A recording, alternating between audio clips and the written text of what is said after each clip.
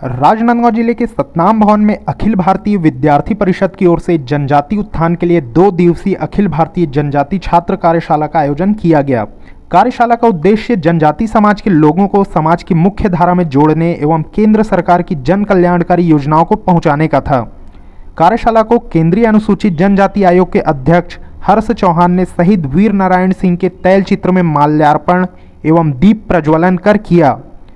इस 2 दिवसीय कार्यशाला में वक्ताओं ने बताया कि जनजाति समाज के उत्थान के लिए केंद्र सरकार अनेकों कल्याणकारी योजनाएं संचालित कर रही है। इसका लाभ अधिक से अधिक लोगों को लेने कहा गया। वक्ताओं ने नई पीढ़ी को शिक्षा और आधुनिक तकनीक को अपनाने पर विशेष बल देने के लिए प्रेरित किया। इस मौके पर जनजातीय महापुरुष बिरसा मुंडा, शहीद वीर नारायण सिंह, गुंडाधर सहित तिलका मांझी के जीवन और आदर्शों के बारे में भी लोगों को जानकारी दी गई। कार्यक्रम में पहुंचे केंद्रीय अनुसूचित जनजाति आयोग के अध्यक्ष हर्ष चौहान ने अपने छत्तीसगढ़ प्रवास का उद्देश्य बताते हुए कहा कि जनजाति समाज के लिए संविधान में जो प्रावधान किए गए हैं उसके जमीन स्तर पर क्रियान्वयन कैसे हो रहा है, इसका अध्ययन कर जनजाति समाज की समस्या की समाधान का प्रयास करना है। उन्होंने छत्तीसगढ़ में छूटे हुए 12 जनजाति को आरक्षण की सीमा में जोड़ना केंद्र सरकार की सामान्य प्रक्रिया बताया है। हमें तो राष्ट्रीय अनुसूचित जनजाति आयोग का जो काम है वो है कि जनजाति क्षेत्र में जो भी काम चल रहे हैं और जनजाति समाज के लिए जिस प्रकार की विभिन्न गतिविधियां हो रही है उन सब के बारे में जानकारी रखना। जनजाति समाज के लिए जो संविधान में प्रावधान किए गए हैं उसका ज़मीन पर क्रियान्वयन कैसे हो रहा है इसका अध्ययन करना और जनजाति समाज में क्या क्या समस्याएं हैं उनके समाधान के लिए और प्रयास करना।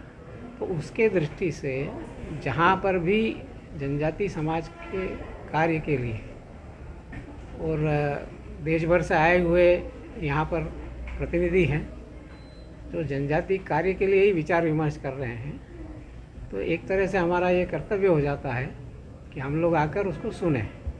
तो हम लोग यहाँ पर आए हैं आयोग के नाते कि जनजाति विषयों पर देश का युवा क्या सोच रहा है वो हम सुने भी और उसके आधार पर हम अपने कामों को भी तय करें।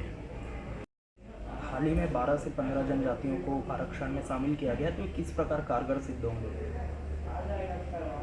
देश में जब देश में संविधान ने आरक्षण का प्रावधान किया था और शेड्यूल्ड ट्राइब डिफाइन किया था तो उसमें एक सूची जारी की थी।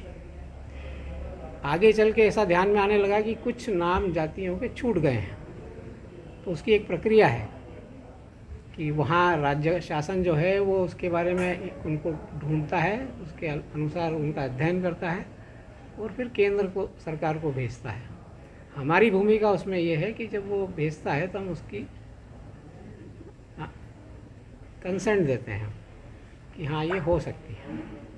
तो जो जनजातियाँ छूट गई हैं वो जुड़ना है, तो ये सामान्य प्रक्रिया है, होता रहा है पहले से भी। कार्यशाला में जनजातियों का नेतृत्व देने वाले वीर सपूतों के जीवन पर आधारित चित्र प्रदर्शनी लगाई गई थी, जिसका अवलोकन केंद्रीय अनुसूचित जनजाति आयोग के अध्यक्ष ने किया है। इस चित्र प्रदर्शनी में शहीद वीर नारायण सिंह, बिरसा मुंडा, गेंद सिंह, गुंडाधर, तिलका मांझी सहित अन्य महापुरुष शामिल थे। इस 2 दिवसीय कार्यशाला में देश भर के जनजाति को प्रतिनिधित्व करने वाले सदस्य बड़ी संख्या में उपस्थित थे।